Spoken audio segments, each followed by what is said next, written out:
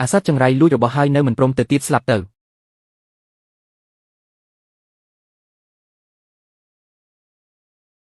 ម្ចាស់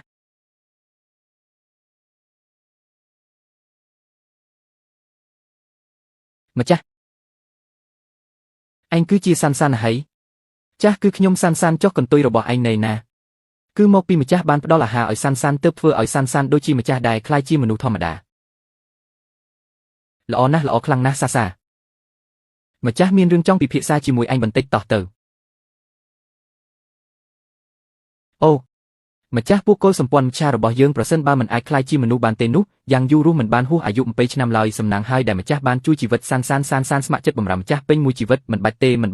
អីទេជាបងប្អូនគ្នាទេវារឿងធម្មតាទេលោកម្ចាស់មានគុណសង្គ្រោះជីវិតសាន់សាន់ស្ម័គ្រចិត្តតបស្នងសងគុណម្ចាស់ចាំបន្តិចតើសម្លេងនេះមានន័យយ៉ាងម៉េចកុំមកចិត្តណា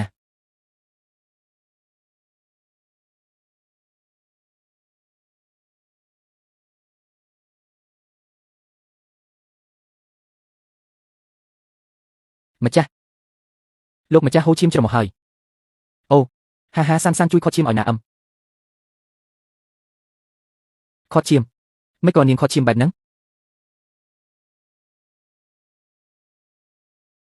មកខ្ញុំមកបើកទ្វារម្ចាស់តើលោកម្ចាស់មិនចូលចិត្តសាន់សាន់មែនទេអូយ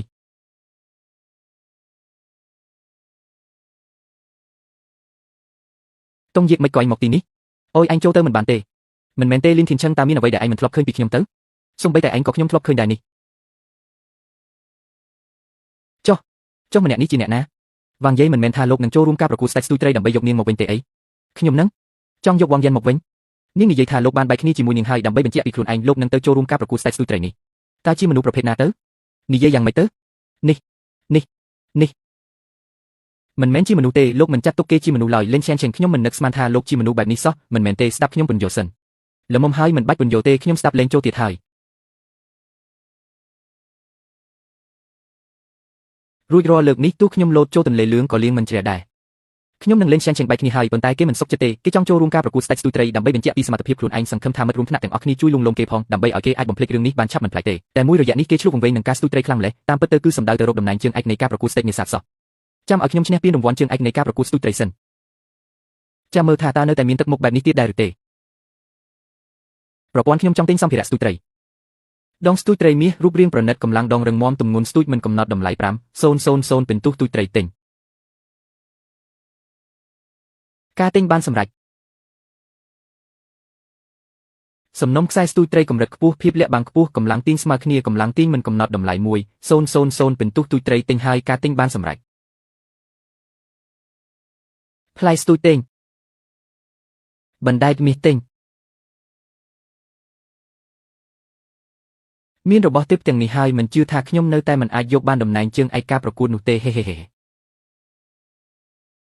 សូមបេក្ខជនដែលចូលរួមប្រកួតប្រជែងស្ដេចស្ទួយត្រីទាំងអស់អញ្ជើញមកចុះហត្ថលេខានៅទីនេះលោកគ្រូដេងក៏មកដែរលោកគ្រូដេងមិនត្រឹមតែជាអ្នកជំនាញស្ទួយត្រីប៉ុណ្ណោះទេថែមទាំងជាបុគ្គលល្បីឈ្មោះលេខ1ក្នុងវិស័យស្ទួយត្រីទៀតផងត្រីខ្មៅធំដែលស្ទួយបានកាលពី3ឆ្នាំមុនបានបង្កើតកំណត់ត្រាថ្មីដែលមានទម្ងន់160ចិនរហូតមកដល់ពេលនេះមិនទាន់មានអ្នកណាអាចបំបែកបានឡើយមានវត្តមានលោកគ្រូដេងនៅទីនេះអ្នកផ្សេងទៀតប្រកាសជាពិបាកហើយវាមិនប្រកាសនោះទេអ្នកមើលចុះតើនោះជាអ្នកណា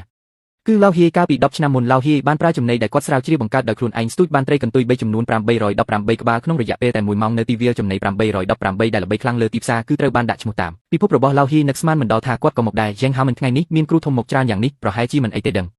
រង្វាន់សម្រាប់អ្នកឈ្នះក្នុងការប្រកួតនេះគឺជាកេរដំណែលរបស់ឪពុកខ្ញុំតើខ្ញុំអាចឲ្យអ្នកដទៃមកលូកដៃបានយ៉ាងដូចម្តេចតំណាងដែលខ្ញុំបានអញ្ជើញមកគឺជាជើងឯកនៃការប្រកួតកម្រិតពិភពលោកគ្រូធំណាក៏ដោយក៏គ្មានតម្លៃអ្វីនៅចំពោះមុខគាត់ដែរយ៉ាងសេចាំពេលខ្ញុំឈ្នះជើងឯកបន្តវេនកេរដំណែលរបស់ឪពុកខ្ញុំនឹងជួយសងបំណុលឲ្យនាងក្នុងនាមជាអ្នកមើលឯងគួរតែធ្វើខ្លួនឲ្យនឹងបន្តិចទៅមិនប្រកបទេ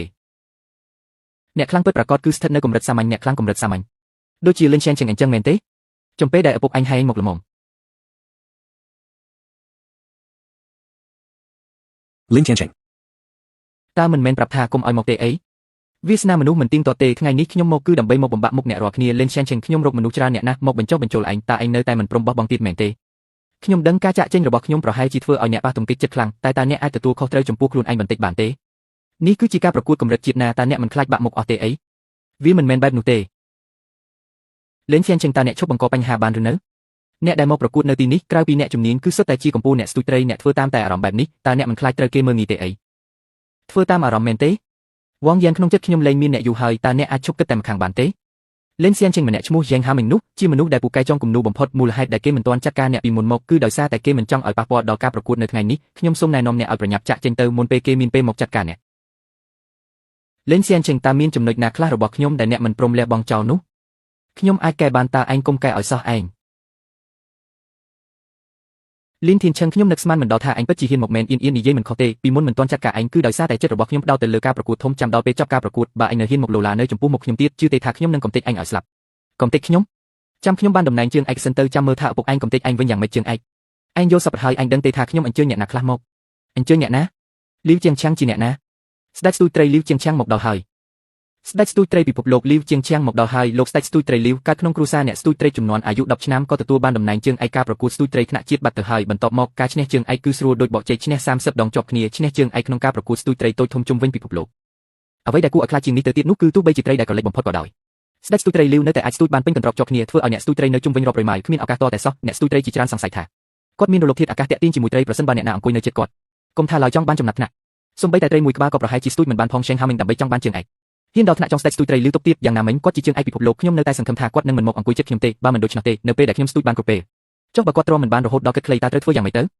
លេងធានចេញពេលនេះឯងដឹងហើយថាគូប្រកួតរបស់ឯងគឺជាអ្នកណាខ្លះឥឡូវនេះឯងនៅមានឱកាសដកខ្លួនចេញពីការប្រកួតអ្នកណាថាខ្ញុំនឹងដកខ្លួនចេញពីការប្រកួតអ្នកមិនឃើញថាសូម្បីតែស្ដេចស្ទូចត្រីលីវក៏ចេញមុខមកដែរមែនទេអ្នកពិតជាចង់មកធ្វើឲ្យខ្លួនឯងខ្មាស់គេមែនទេបានចាំមើលចុះថ្ងៃនេះខ្ញុំនឹងធ្វើឲ្យអ្នកស្ទូចត្រីមិនបានសូម្បីតែមួយក្បាលការប្រកួតស្ដេចស្ទូចត្រីចាប់ដើមនៅពេលនេះសូមបេក្ខជនរៀបចំខ្លួនចូលក្នុងទីលានតើជនស៊ីម្នាក់ណានឹងមកអង្គុយក្បែរខ្ញុំទៅលោកលាវតាចាងហាមីងហ្សេងហាមីងហេតុអ្វីបានជាកន្លែងស្ទូចរបស់លីនធីនឈឹងនៅជាប់នឹងស្ដេចស្ទូចត្រីលីវគឺខ្ញុំជាអ្នករៀបចំវាទោះបីជាអ្នករៀបចំកម្មវិធីស្ថិតនៅក្រោមការគ្រប់គ្រងរបស់ឪពុកខ្ញុំក៏ដោយក៏ខ្ញុំមិនអាចកំណត់យកពានជើងឯកដោយផ្ទាល់បានដែរប៉ុន្តែបើគ្រាន់តែរៀបចំកន្លែងអង្គុយគឺគ្មានបញ្ហាសម្រាប់ខ្ញុំទេអ្នកដឹងច្បាស់ពីសមត្ថភាពរបស់លីនធីនឈឹងហើយតើគេគ្មានគ្រោះថ្នាក់អ្វីសម្រាប់អ្នកបន្តិចសោះហេតុអ្វីបានជាអ្នកនៅតែចង់ចង់ពេញនឹងគេទៀតខ្ញុំដឹងច្បាស់ណាស់ថាគេមិនចេះស្ទូចត្រីទេតែមកពីគេនិយាយថាចង់ឈ្នះជើងឯកដើម្បីបន្តមរករបស់ឪពុកខ្ញុំថែមទាំងឲ្យខ្ញុំហៅវាថាបាក់ទៀតខ្ញុំបានប្រាប់ស្ដេចស្ទូចត្រីលីវរួចហើយថាត្រូវតែធ្វើឲ្យវាស្ទូចត្រីមិនបានតែម្ដងខ្ញុំនឹងធ្វើឲ្យវាស្ទូចត្រីមិនបានសូម្បីតែមួយក្បាលឲ្យវាដឹងពីលទ្ធផលនៃការមករករឿងលោកម្ចាស់វ័យក្មេងម្នាក់នេះស្ដេចស្ទូចត្រីលីវបានអ្នកអង្គុយក្បែរខ្ញុំហើយស្ទូចត្រីមិនបានគុំសង្ស័យលើសមត្ថភាពខ្លួនឯងឲ្យសោះវាមិនមែនជាកំហុសរបស់អ្នកទេតើឯងកំពុងនិយាយស្អីខ្ញុំសង្ស័យខ្លួនឯងអីចឹងហ៎ពិតមែនហើយព្រោះខ្ញុំស្ទូចត្រីគឺមិនដែលខុសទេវាអាចទៅរួចដែលថាត្រីនៅជុំវិញនេះនឹងត្រូវខ្ញុំស្ទូចអស់រលីងបើអ្នកមិនចង់ឲ្យខូចឈ្មោះនៅពេលចាស់ទៅទេខ្ញុំសូមណែនាំថាឥឡូវនេះគួរតែទៅប្រាប់អ្នករៀបចំកម្មវិធីសុំបដូរកន្លែងអង្គុយទៅបំផ្លាញកេរ្តិ៍ឈ្មោះខ្ញុំហ៎ស្ទូចមួយដឹងមួយអីចឹងហ៎បងប្រុសតើឯងដឹងទេចំណុចស្ទូចត្រីជាច្រើនគឺមិនដូចគ្នាទេពូពីគឺវាមិនមើលមុខអ្នកណាទេចំណីសម្រាប់ត្រីជាច្រើនប្រភេទក៏មានលក្ខណៈខុសគ្នាដែរខ្ញុំធ្លាប់ត្រូវបានពូពីខំអ្នកធ្លាប់ត្រូវខំទេការមេឃភ្លៀងកូររន្ទះខ្ញុំស្ទើរតែត្រូវរន្ទះបាញ់ងាប់ទៅហើយអ្នកធ្លាប់ងាប់ទេពេលទៅស្ទូចត្រីនៅព្រៃខ្ញុំធ្លាប់តាំងជាមួយជ្រូកព្រៃចុះអ្នកវិញធ្លាប់ទេចន្លែងទូទាំងប្រទេសខ្ញុំស៊ីសពអស់ហើយចុះអ្នកវិញធ្លាប់ស៊ីទេខ្ញុំអាចក្រវីសន្ទូចធំដោយដើមខាងចុះអ្នកចេះទេខ្ញុំអាចធ្វើបានជាប់មួយជាប់ហើយជាប់ត្រីហើយការប្រកួតនេះពិតជាការជួបជុំគ្នានៃកម្ពុជាមិនមែនត្រឹមតែ10វិនាទីប៉ុណ្ណោះក៏មានបេក្ខជនស្ទូចបានត្រីដែរលោកគ្រូអ្នករីកានៅណាចូលយើងមកមើលថាតើបេក្ខជនរូបណាដែលស្ទូចបានត្រីលឿនយ៉ាងនេះនៅក្នុងលោកនេះក្រៅពីស្ដេចស្ទូចត្រីលីវតើនៅមានអ្នកណាទៀតខ្ញុំគិតថាមិនបាច់មើលក៏ដឹងដែរភាពញឹកញាប់នៃការស្ទូចត្រីបែបនេះគឺជាល្បឿនធម្មតារបស់ស្ដេចស្ទូចត្រីលីវប៉ុណ្ណោះអ្នករាល់គ្នាមានការរំពឹងខ្ពស់ចំពោះស្ដេចស្ទូចត្រីលីវណាស់ពិតមែនហើយម្នាក់នេះស្ទូចបានត្រីក្នុងពេលមិនដល់10វិនាទីផងក្រៅពីស្ដេចស្ទូចត្រីលីវមិនអាចជាអ្នកផ្សេងបានឡើយប៉ុន្តែក៏គ្មានអ្វីត្រូវសប្បាយចិត្តពេកដែរពីព្រោះការប្រកួតរបស់យើងមិនមែនវាស់លើចំនួននោះទេតែគឺវាស់លើទម្ងន់សរុបប៉ុន្តែគ្រាន់តែជាការកម្សាន្តប៉ុណ្ណោះអោព្រះឲ្យខ្ញុំមើលមិនច្រឡំទេមែនទេតាមពិតទៅគឺជាបេក្ខជនលេខ65លេនឈែនឈឹងសោះស្អីគេមិននឹងអាចទៅរួច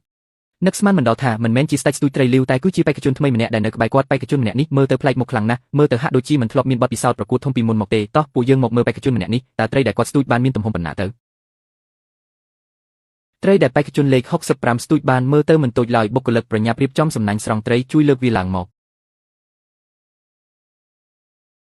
ត្រីដែលបេក្ខជនលេខ65ស្ទូចបានមើលទៅពិតជាធំខ្លាំងណាស់ តើគាត់អាចដណ្ដើមបានព្រៀបដើម្បីកំណត់ជោគវាសនានៃការប្រកួតនេះបានដែរឬទេអូនឹកស្មានមិនដល់សោះបេក្ខជនលេខ65ស្ទូចបានស្បែកជើងផ្ទាត់មួយទៅវិញប៉ុន្តែមិនអីទេបើទោះបីជាស្បែកជើងមិនរាប់បញ្ចូលក្នុងទម្ងន់ត្រីក៏ដោយប៉ុន្តែវានៅតែជា